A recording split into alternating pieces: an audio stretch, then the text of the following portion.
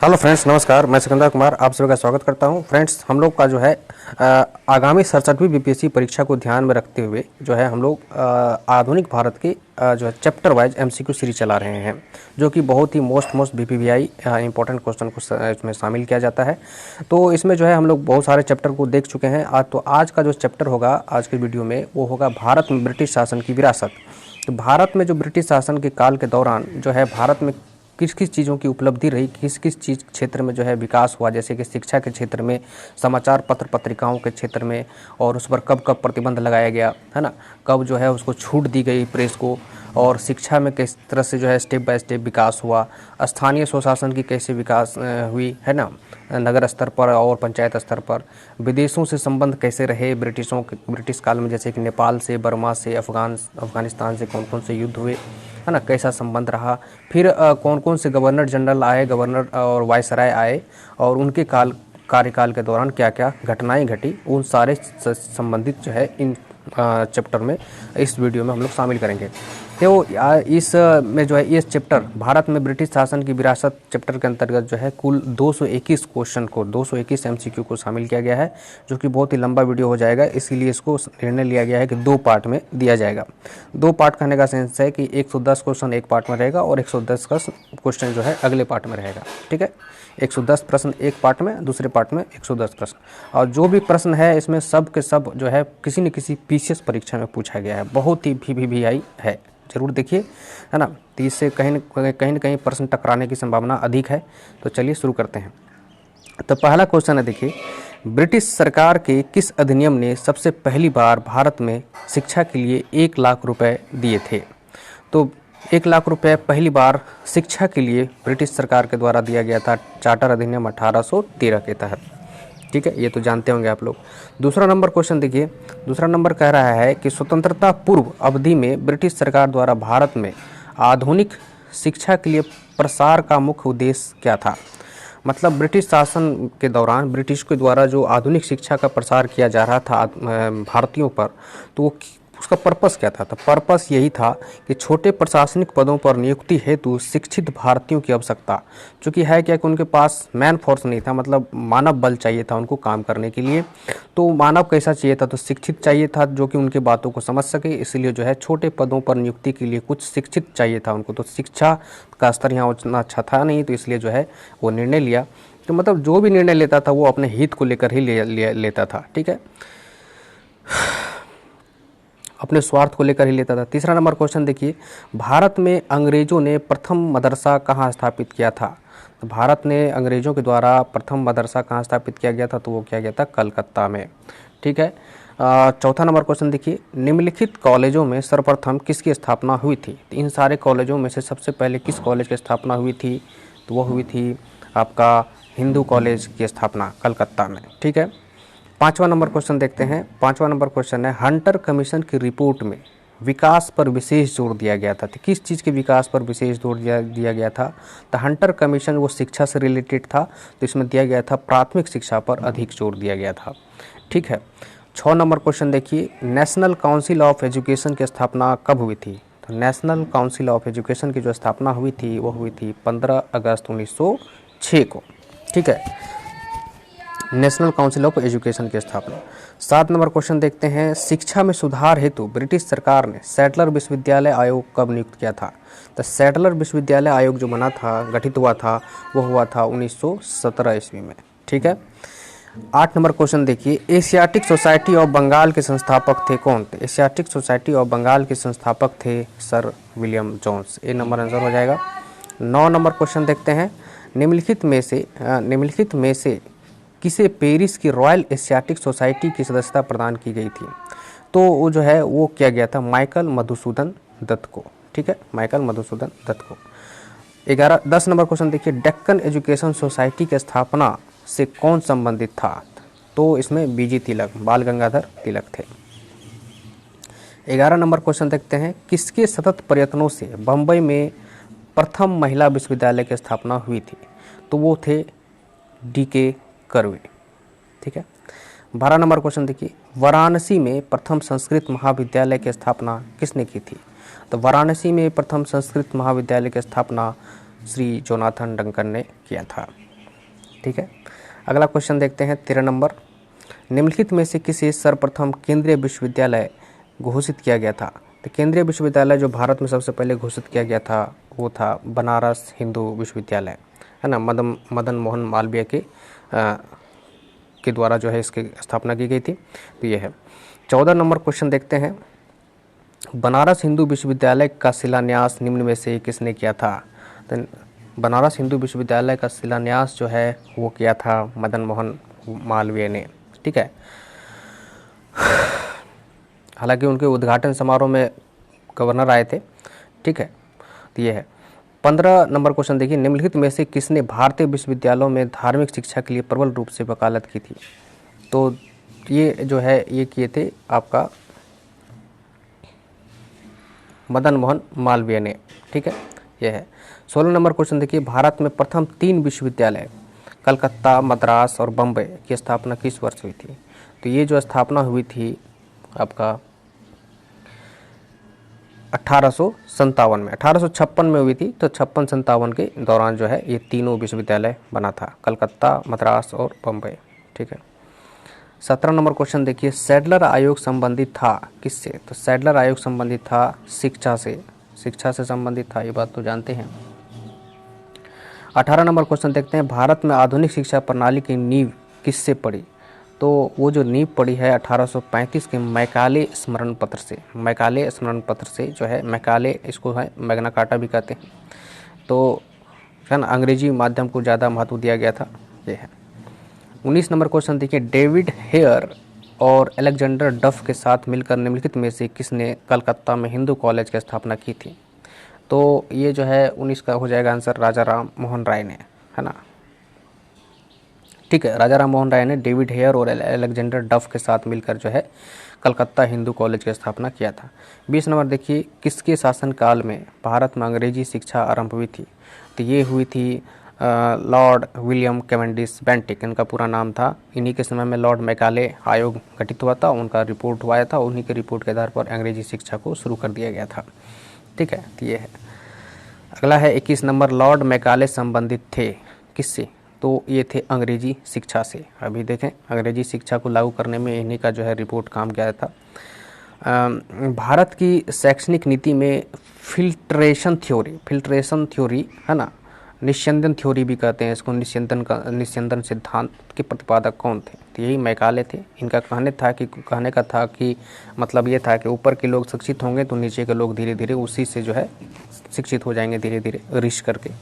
तो ये है। भारत के औपनिवेशिक काम में अधोमुखी निस्यंदन सिद्धांत किस क्षेत्र से संबंधित था? तो अधोमुखी निस्यंदन सिद्धांत शिक्षा से रिलेटेड था, वही मैकाले का रिपोर्ट के आधार पर। चार्ल्स वुड का आदेश पत्र निम्नलिखित में से किससे संबंधित था? 24 नंबर। तो चार्ल्स वुड का जो आदेश पत्र था डिस्पैच, चार्ल्स वुड डिस्पैच, वो भी शिक्षा से रिलेटेड था। 24 नंबर का आंसर हो जाएगा, शिक्षा से रिलेटेड था। ये डलहौजी के समय में आया था चार्ल्स वुड का आदेश 1853-54 में। 25 नंबर क्वेश्चन देखते हैं। निम्नलिखित में से किसने कालिदास की प्रसिद्ध रचना शकुंतला की पहली बार अंग्रेजी में अनुवाद किया था? तो पहली बार शकुंतला के अंग्रेजी में जो अनुवाद किया था वो किया था सर विलियम जोन्स ने। एशियाटिक सोसाइटी और बंगाल का जो है संस्थापक भी थे ये। 26 नंबर देखिए। निम्नलिखित अंग्रेजों में से कौन था जिसने सर्वप्रथम भगवत गीता का अंग्रेजी में अनुवाद किया था? तो ये था आपका चार्ल्स विल्किंस, है ना, चार्ल्स विल्किंस। 27 नंबर क्वेश्चन देखते हैं। चार्टर अधिनियम 1813 भारत के लिए महत्वपूर्ण समझे जाने का निम्नलिखित में से कौन सा एक कारण है? तो इसका क्या कारण है? तो इसका कारण है इसके द्वारा भारतीयों की शिक्षा के लिए वित्तीय प्रावधान पहली बार किया गया था, ठीक है। 1 लाख रुपये का प्रावधान किया गया था। 28 नंबर क्वेश्चन देखते हैं। पश्चिमी भारत के डीके कर्वे का नाम, पश्चिमी भारत मतलब महाराष्ट्र वाला एरिया में, डीके कर्वे का नाम निम्नलिखित में से किस संदर्भ में आता है? तो ये आता है आपका जो है डीके कर्वे का जो नाम आता है वो आता है स्त्री शिक्षा को लेकर के, है ना, नारी शिक्षा को ज़्यादा बढ़ावा उन्होंने दिया। 29 नंबर है। मुगल काल में जिस मदरसे ने मुस्लिम न्याय शास्त्र की पढ़ाई में विशिष्टता हासिल की वह स्थित था कहाँ? तो वह था आपका लखनऊ में, मुगल काल में, है ना, जिस मदरसे में मुस्लिम न्याय शास्त्र की पढ़ाई होती थी। तो ये है। 30 नंबर क्वेश्चन देखिए, अधोलिखित कॉलेजों को श्रेणीबद्ध कीजिए, श्रेणीबद्ध कीजिए मतलब श्रेणी में बताइए, इससे सबसे पहले कौन बना बाद में कौन बना, तो इसी के आधार पर आपको करना है। ये 30 नंबर क्वेश्चन है, तो श्रेणीबद्ध करिएगा तो ये इसका आंसर हो जाएगा आपका जो है 30 का बी है। ठीक है, 30 का बी है, मतलब 4 1 3 2। 4 क्या है, तो 4 है एक आपका कलकत्ता मदरसा पहले बना था कलकत्ता में। 1 नंबर फिर संस्कृत कॉलेज बना था जोनाथन डंकन के द्वारा। फिर जो है 3 फोर्ट विलियम है ना कलकत्ता में, और फिर 2 जो है हिंदू कॉलेज 1817-18 के आसपास में। ठीक है, तो ये है।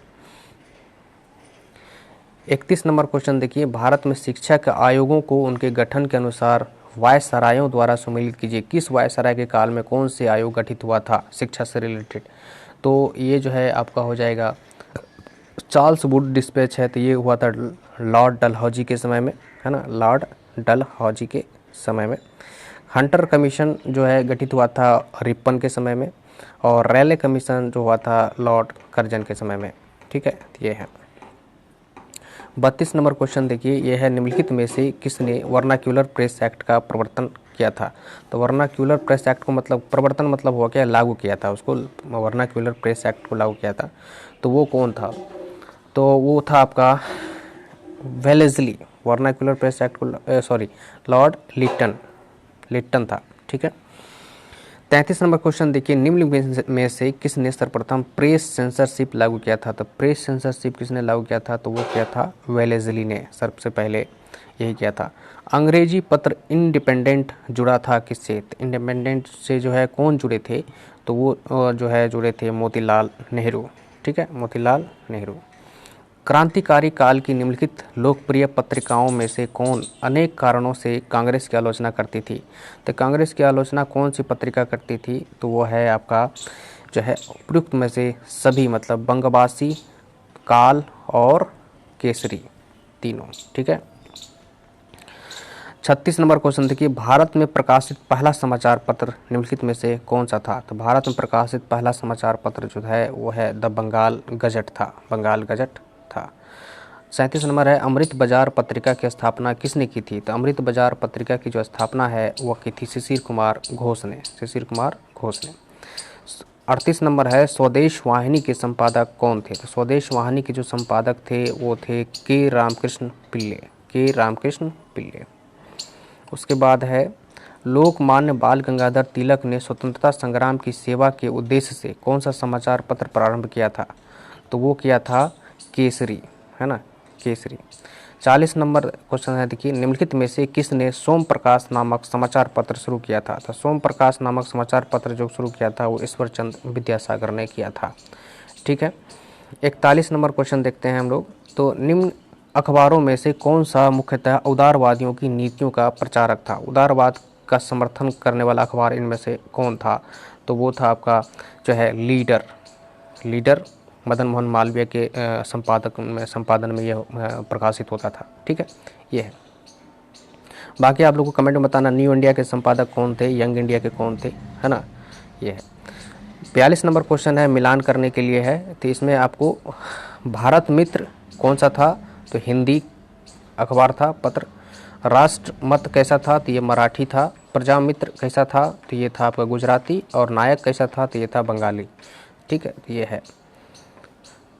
43 नंबर क्वेश्चन देखिए, निम्नलिखित में से किन समाचार पत्रों ने भारतीय स्वतंत्रता संग्राम के काल में क्रांतिकारी आतंकवाद की वकालत की थी। क्रांतिकारी आतंकवाद मतलब वही जो चंद्रशेखर आज़ाद, भगत सिंह जिस राह पर चल रहे थे उन लोगों को क्रांतिकारी आतंकवाद कहा जाता था। ठीक है, जैसे बिपिन चंद्र पाल ये सब जो थे, है ना। तो इसमें जैसे कौन थे उनके समर्थन करते थे, तो ये थे जो है आपका इनमें से सभी हैं, है ना, इनमें से सभी मतलब तीनों, है ना, संध्या, युगांतर और काल। ठीक है, ये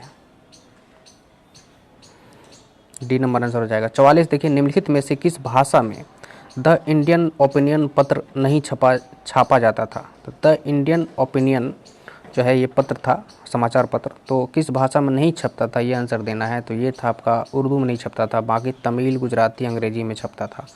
ठीक है, तो ये है 45 है निम्नलिखित में से कौन सुमेलित क्रम में है, इनमें से कौन सुमेलित है जो है ये बताना है। तो इसमें आपका है जो सी है वो सुमेलित नहीं है।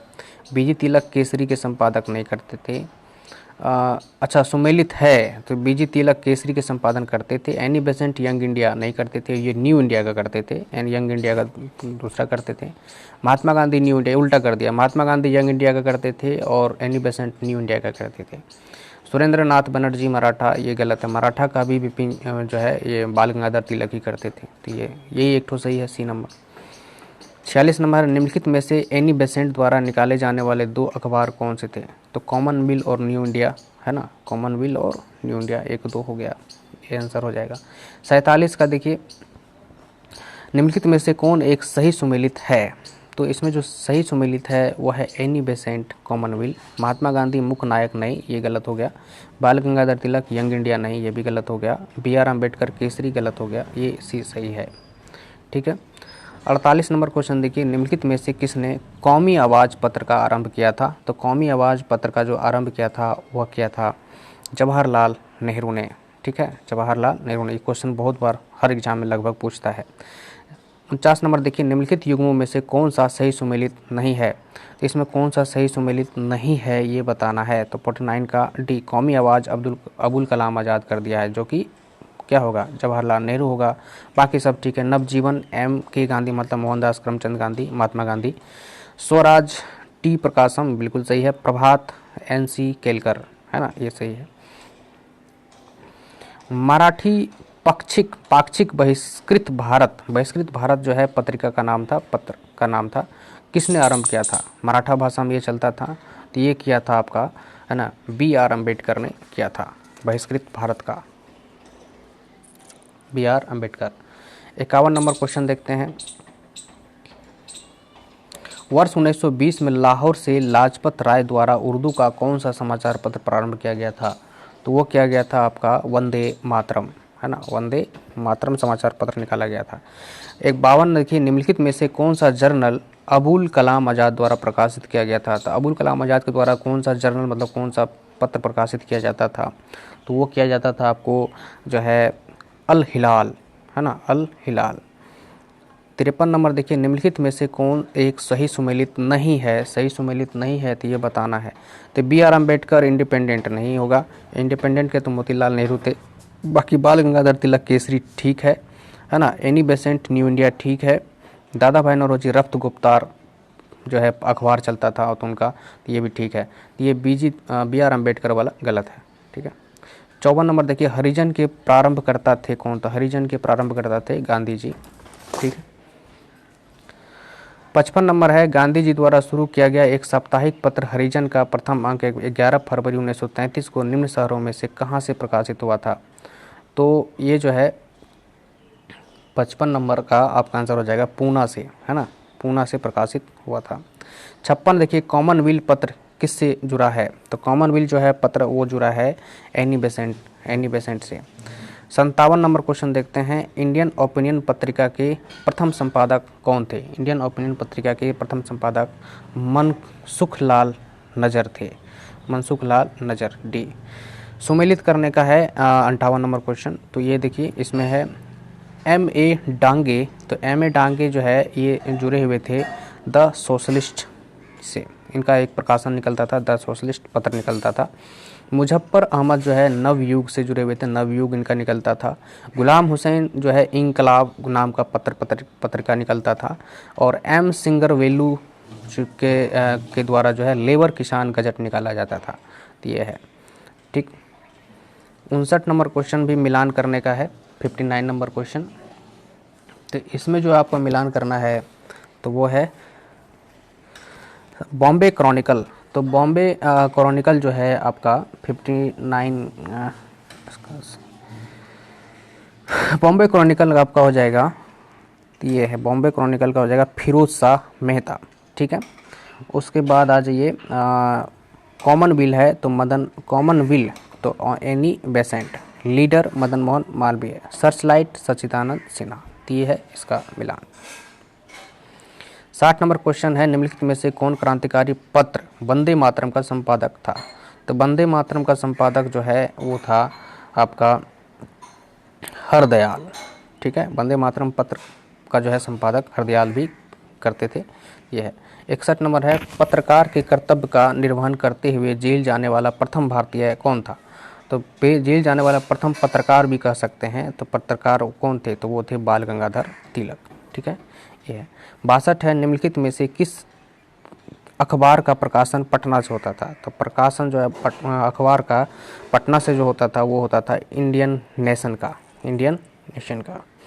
63 नंबर है, अंग्रेजी साप्ताहिक वंदे मातरम के साथ निम्नांकित में से किसने अपने को संबद्ध किया था? है ना, किसने संबद्ध किया था? तो वो था अरविंद घोष। 64 नंबर है, एक साप्ताहिक के रूप में यंग इंडिया का शुभारंभ किया था। यंग इंडिया का शुभारंभ किसने किया था? तो महात्मा गांधी ने। ठीक है, सॉरी, साप्ताहिक रूप में ये किया था आपका होम रूल पार्टी ने। ठीक है। अमेरिका में फ्री हिंदुस्तान अखबार किसने शुरू किया था? तो अमेरिका में फ्री हिंदुस्तान अखबार जो है शुरू किया था आपका जो है तारकनाथ दास ने। 66 नंबर, 1880 के दशक में इंडियन मिरर अखबार का प्रकाशन कहाँ से होता था?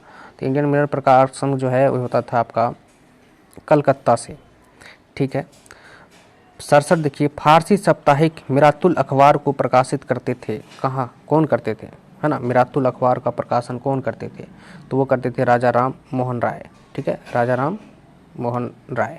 68 है, गदर पत्र का प्रथम अंक निम्नलिखित में से किस भाषा में प्रकाशित होता है? ये VBI प्रश्न है, बहुत एग्जाम में ये पूछा है। गदर पत्र का, गदर दल के द्वारा जो ये पत्र निकाला जाता था यूनाइटेड नेशन मतलब USA में, है ना, तो वहाँ पर ये प्रथम पत्र जो है किस भाषा में निकला था? तो ये निकला था आपका उर्दू भाषा में। ठीक है, ये है। 69 है, गदर पार्टी का पत्र गदर था। ठीक, एक साप्ताहिक, पाक्षिक, साप्ताहिक, एक दैनिक, है ना, तो कैसा था? तो ये था आपका एक साप्ताहिक पत्र था, एक सप्ताह में एक बार निकलता था। ठीक है, पाक्षिक का मतलब हो गया 15 दिन पर निकलना। 70 नंबर क्वेश्चन देखिए, भारतीयों द्वारा अंग्रेजी भाषा में प्रकाशित प्रथम समाचार पत्र था कौन था? तो भारतीयों के द्वारा प्रथम अंग्रेजी समाचार पत्र कौन सा था? तो वो था आपका हिंदू पैट्रियट। 71 नंबर क्वेश्चन है, देखिए, नीचे स्वाधीनता संग्रामियों तथा उनके द्वारा प्रारंभ समाचार पत्रों के नाम दिए जा रहे हैं, उनमें से कौन सा जोड़ा गलत है ये बताना है। तो गलत है आपका महात्मा गांधी द पायनियर, ये गलत है। बाकी सब सही है। लोकमान्य तिलक केसरी निकालते थे, बिल्कुल सही। मौलाना आज़ाद अल हिलाल निकालते थे, बिल्कुल सही। जवाहरलाल नेहरू नेशनल हेराल्ड निकालते थे, बिल्कुल सही। तो ये हो गया। ठीक, 72 नंबर क्वेश्चन देखिए, मिलान करने का है। तो इसमें है लीडर, तो मदन मोहन मालवीय, है ना, लीडर मदन मोहन मालवीय। बॉम्बे क्रॉनिकल, तो फिरोज शाह मेहता। ठीक है, इंडिपेंडेंट, तो इंडिपेंडेंट मोतीलाल नेहरू। और जस्टिस TM नायर, तो है ना, ये मिल गया। 73 नंबर भी मिलान करना है। 73 नंबर मिलान करने के लिए देखिए, बिपिन चंद्र पाल, तो न्यू इंडिया, बिपिन चंद्र पाल जो रिलेटेड थे ये न्यू इंडिया से, है ना। और उसके बाद अरविंद घोष वंदे मातरम से। ठीक है, ब्रह्म बांधव उपाध्याय ये थे आपका जो है संध्या से। और मोहम्मद अली कामरेड से। ठीक है, ये सूची 1 सूची 2 मिलान करना है। 74 भी, तो इसमें जो है आपका अबुल कलाम आज़ाद अल हिलाल से रिलेटेड है ना, ये है। फिरोज शाह मेहता बॉम्बे क्रॉनिकल से रिलेटेड है। एनी बेसेंट जो है न्यू इंडिया से रिलेटेड है। महात्मा गांधी यंग इंडिया से रिलेटेड है। 75 भी मिलान करना है। 75 में देखिए, हिंदू जो है हिंदू पत्रिका, ये था आपका जी सुब्रमण्यम से रिलेटेड है। सुधारक जो है आपका GK गोखले से रिलेटेड है। वॉइस ऑफ इंडिया ये रिलेटेड है दादा भाई नौरोजी से। और बंगाली ये रिलेटेड है SN बनर्जी से, मतलब सुरेंद्रनाथ बनर्जी से। ठीक, अगला है 76 नंबर क्वेश्चन, कानपुर से प्रकाशित किस समाचार पत्र के माध्यम से विजय सिंह पथिक ने बिजोलिया आंदोलन को समूचे भारत में चर्चा का विषय बना दिया था? तो ये था आपका 76 का भी। कौन सा पत्र था उनका? तो प्रताप के माध्यम से इन्होंने पूरा बिचौलिया आंदोलन को चर्चा में ला दिया था। 77 नंबर क्वेश्चन देखिए, नील आंदोलन का जमकर समर्थन करने वाले हिंद पेट्रियाट ये इंग्लिश पत्रिका समाचार पत्र था भारत का पहला, तो के संपादक कौन थे? तो संपादक जो इसके थे वो थे आपका हरिश्चंद्र मुखर्जी। 78 नंबर क्वेश्चन देखते हैं, सूची 1 सूची 2 को मिलान करना है। तो सूची 1 सूची 2 मिलान करना है तो दैनिक आज, है ना, दैनिक आज का जो प्रकाशन करता था वो करता था शिव प्रसाद गुप्ता, है ना, शिव प्रसाद गुप्ता। आगे है उसका, सॉरी, शिव प्रसाद गुप्ता। हाँ, दैनिक आज का प्रकाशन कौन करता था? तो शिव प्रसाद गुप्ता। उसके बाद है द लीडर तो जानते ही हैं, ये है मदन मोहन मालवीय। ठीक है, द नेशनल हेराल्ड ये करता था आपका जो है जवाहरलाल नेहरू, और द पायनियर करता था जॉर्ज एलन। ठीक है, इस तरह से मिलान करना है। 79 नंबर देखिए, 1878 का वर्नाक्यूलर प्रेस एक्ट किसने रद्द कर दिया था? तो वर्नाक्यूलर प्रेस एक्ट जो है लॉर्ड रिपन ने रद्द कर दिया था। और इसको लागू कौन किया था 78 में? तो लिट्टन लागू किया था, और रिपन आया जैसे उसको रद्द कर दिया। ठीक है, तो ये है रिपन आंसर हो जाएगा। 80 नंबर देखिए, किस गवर्नर जनरल के समय में भारतीय भाषा प्रेस अधिनियम समाप्त किया गया? तो ये वर्नाक्यूलर प्रेस एक्ट में यही था, भारतीय भाषा के जो प्रेस थे उसको जो है समाप्त किया गया था, रोक लगा दिया गया था। 80 का ए लॉर्ड, है ना। भारतीय भाषा प्रेस अधिनियम को ही वर्नाक्यूलर प्रेस एक्ट कहते हैं। तो ये लिट्टन लगाया था और रिपन हटा दिया, मतलब उसको समाप्त कर दिया रिपन ने। ठीक है, ये 81 नंबर है, हिंदी का पहला समाचार पत्र उदंत मार्तंड, है ना, उदंत मार्तंड अंग्रेजी का तो पायनियर था, और यह है उदंत मार्तंड। तो का प्रकाशन जो है किसने किया था, कहाँ से होता था? तो ये होता था कलकत्ता से। ठीक है, अगला देखिए, निम्नलिखित में से किसे भारत में स्थानीय स्वशासन का जनक माना जाता है? तो स्थानीय स्वशासन का जनक लॉर्ड रिपन को माना जाता है। ठीक है, 83 नंबर देखिए, भारत में स्थानीय स्वायत्त शासन को किसने प्रोत्साहित किया था? तो लॉर्ड रिपन ने किया था। ठीक है, ये है। इल्बर्ट बिल विवाद किससे संबंधित था? तो इल्बर्ट बिल विवाद जो है वो था संबंधित आपका जो है यूरोप के लोगों के मामलों की सुनवाई करने के लिए भारतीय न्यायाधीशों पर लगाई गई अयोग्यता को हटाया जाना। मतलब है कि ये इल्बर्ट बिल जो है रिपन के द्वारा जो है पास कराया जा रहा था, रिपन के द्वारा लाया गया था। इसमें ये था कि जो है यूरोपीय कोई अभियुक्त है तो उनकी सुनवाई भारतीय जज जो है भारतीय जज जो है वो भी कर सकते हैं, इस तरह का इसमें बात था। लेकिन जो है श्वेतों के द्वारा जो है विद्रोह कर दिया था कि नहीं, हम लोग का सुनवाई अंग्रेज जज ही करे। तो बाद में जो है इस बिल को वापस लेना पड़ गया था। तो ये है। 85 नंबर क्वेश्चन है, भारत में स्थानीय स्वायत्त शासित संस्थाएं 1882 में सशक्त की गई थी। तो स्वायत्त शासित संस्थाएं रिपन के द्वारा की गई थी, मतलब स्वशासन की व्यवस्था को मजबूती प्रदान किया था। ठीक है, तो ये है। 86 नंबर है, बलवंत राय मेहता समिति की प्रजातांत्रिक विकेंद्रीकरण की सिफारिश के अनुसार, है ना, ये क्या हो जाएगा आपका? तो क्या होता था, जिला, ब्लॉक और ग्राम स्तर पर त्रिस्तरीय पंचायती राज स्थापना करने का सिफारिश किया था उन्होंने। तो यही बात है। 87 नंबर क्वेश्चन देखिए, अशोक मेहता समिति ने पंचायती राज के लिए किस प्रतिमान की संस्तुति की थी? तो ये द्विस्तरीय जो है इन्होंने सिफारिश किया था। बलवंत राय मेहता त्रिस्तरीय और ये अशोक मेहता द्विस्तरीय। और 88 नंबर देखिए, पंचायती राज किस सूची का विषय है? तो पंचायती राज जो है ये है आपका राज्य सूची का विषय है ना। इस पर राज्य ही पंचायती राज से रिलेटेड कुछ भी नियम कानून बना सकता है। ठीक। 89 नंबर देखिए, हमारे संविधान के किस भाग में 3 सोपानों में से पंचायतें बनाने की परिकल्पना की गई है? किस भाग में पंचायत बनाने की परिकल्पना की गई है? तो वो है आपका भाग 9 में। भाग 9 में है ये। ग्राम पंचायत का जो है भाग 9 में, और भाग 9 क में दिया गया है ना, नगर निगम का। 90 नंबर क्वेश्चन देखिए, पंचायत समिति के सदस्य जो होते हैं वो प्रत्यक्ष रूप से जनता द्वारा निर्वाचित किए जाते हैं। पंचायत समिति के सदस्य, है ना, ये वही समितियों से मिल करके एक प्रमुख बनता है जो कि अप्रत्यक्ष चुनाव होता है उसका। ठीक है, ये है। 73वां संविधान संशोधन कब हुआ था? ये 24 अप्रैल 1993 से देश में प्रभावी हुआ था। यह राजस्थान में प्रोत्साहित करेगा क्या? तो ये था आपका स्वशासन व्यवस्था को प्रोत्साहित करने के लिए ही ये किया गया था। 92 नंबर क्वेश्चन है, पंचायती राज व्यवस्था से निम्न में से कौन सी समिति संबद्ध नहीं है? तो अशोक मेहता भी संबंध रखते हैं इससे, और आपका जो है VKR राव समिति नहीं, संथानम समिति बिलोंग करते हैं, BR मेहता समिति बिलोंग करते हैं। ठीक है, तो बी इसका आंसर हो जाएगा, जो कि इससे पंचायती राज में सुधार से रिलेटेड ये समिति नहीं था। बाकी ये तीनों पंचायती राज से रिलेटेड ही समिति गठित की गई थी। 93 नंबर क्वेश्चन है, देखिए, जो पंचायती राज व्यवस्था में शासन प्रणाली की संरचना क्या है? तो शासन प्रणाली की जो संरचना है, ग्राम, खंड और जिला स्तर, ये सी नंबर आंसर हो जाएगा। ठीक, बलवंत राय मेहता के द्वारा सुझाव पर त्रिस्तरीय।